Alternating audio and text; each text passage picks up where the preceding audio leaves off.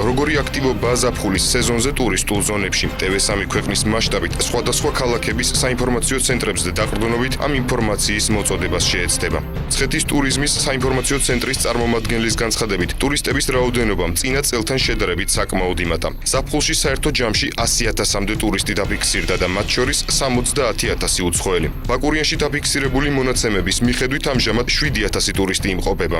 ივლისიდან მოყოლებული კი 150,000-მდე ვიზიტორია დაფიქსირებული. ბორჯომის საინფორმაციო ცენტრის წარმომადგენლის თქმით, წინა წელთან შედარებით ორგანიზებული ტურების რაოდენობა მიმატა და ამჟამად 7,000-მდე ტურისტია დაფიქსირებული. ახალციხის მონაცემებით კი საზღვარგარეთიდან შემოსული ვიზიტორების რიცხვი ყოველდღიურად 500-600, ხოლო მათი რაოდენობა შაბათ-კვირას 1,500-მდე აღწევს. მთლიანად ოფიციალური სტატისტიკით საქართველოში 6 თვის განმავლობაში 2,188,000 ტურისტი იმყოფებოდა. აქედან აჭარას 908,319 მოგზაური სტუმრობდა.